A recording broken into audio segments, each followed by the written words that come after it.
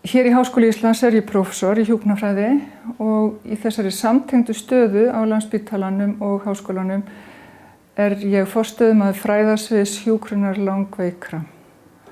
Maðurinn minn stýrir Menntamálastofnun og eldri strákurinn starfsmaður hjá Hagfræðistofnun Háskólans og sá yngri á fyrsta ári að ljúka fyrsta ári í iðnaðarverkfræði, svo eitt barnabarn.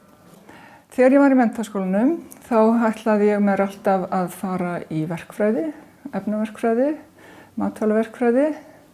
Ég var í eldfræðideild og ætlaði að fara í raunvísindi. En það vildi ekki betur til en svo að ég fullkomlega misti áhugann á þessum greinum, meðal annars vegna þess hvað mér fannst mikil kynjamunur í því hvernig okkur var kennt í skólanum. Ég ætlaði mér að búa á Húsavík, ég ætlaði alltaf að búa á landsbyggðinni. Ég ætlaði líka að ferðast og það var mjög hentugt að læra hjúkrunarfræði. Og svo var eitt í viðbót sem var eiginlega alveg glórulaust, að ég sá það að ég þurfti að velja á milli Hjúkrunarskóla Íslands og Háskóla Íslands og ég valdi Háskóla Íslands af því að þá gæti ég spila blak á kvöldi. Þegar ég var kláraði BS-prófi hér þá fór ég til Noregs, vann þar í 1 ár, kom hér heim aftur og fór að vinna á gjörgæslunni hérna og svo á lúnadeild hér, lúnaskurðdeildinni og sá fljótlega að mér fannst mjög áhugavert að vinna með lúnasjúklingum og rannsaka lúnasjúklinga og reyna að átta mig á því hvað þeir væru að glíma við. Og fór þá nokkrum árum seinna til Minnesota til þess að taka meistarapróf. Sérhæfingin var ekkert geysilega mikil á þeim tíma en ég beindi svona orku minni að langveikum og sérstaklega lúnasjúklingum. Byrjaði bara 1986 í meistaranámi og kláraði það 2 árum seinna og fór strax í doktorsnám og kom svo heim til þess að vinna doktorsritgerðina mína og fór þá fljótlega að vinna á Vífilsstöðum í hlutastarfi samhliða starfi hér í háskólanum.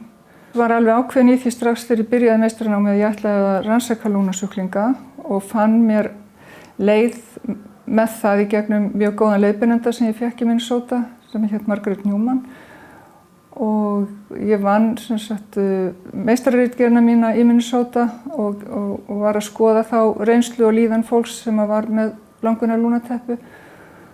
Síðan hélt ég þeim áherslum alltaf áfram í doktorsnáminu og gerði þá hins vegar íslenska rannsókn, vann viðtalsrannsókn við fólk hér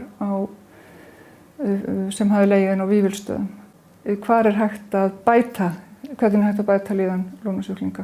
Þannig að við höfum gert fjölmörg verkefni bæði varðandi skipulag hjúkrunarinnar, varðandi ýmis inngrip, við höfum skoðað og þróað reykleysismeðferð fyrir lúnasjúklinga og síðan fleiri. Síðan var það 2005 að við skrifuðum skýrslu og þróuðum hugsun göngudeild fyrir lúnasjúklinga sem við höfum síðan verið töluvert mikið að rannsaka. Og þessi göngudeild hefur skilað gífurlega miklum árangri í þjónustu og það kom með mjög jákvæðar niðurstöður gagnsemi þessara göngudeildar sem hefur sífellt vaxið. Það var 1 starfsmaður 2005 og þeir eru 4 og þyrfti gjarnan að vera svona 6-7 til þess að anna þörf. Og síðan það nokkuð ljóst að fjölgun lúnasjúklinga mjög mikil og fyrirsjáanleg 100% í rauninni aukning á legudagafjölda og legum þannig að það þarf að gefa í mjög verulega í þjónustu fyrir lúnasjúklinga. Fólk lifir mun lengur og það meiri síðan stoðmeðferð eins og þessi göngudeildarþjónusta sem að gera það að verkum að fólk getur lifað góðu lífi miklu lengur heldur en var áður. Og síðan það ekki það langt síðan að reykingar voru mjög algengar og ungt fólk reykti og það sýpur seiðið af því kannski á 70 áttræðisaldri og þessu fólki að fjölga enn. Stærsti hluti fólks hefur ráðið við það að hætta en þeir sem að erfiðast eiga, þeir þurfa að fá miklu meira aðstoð heldur en í boði í dag.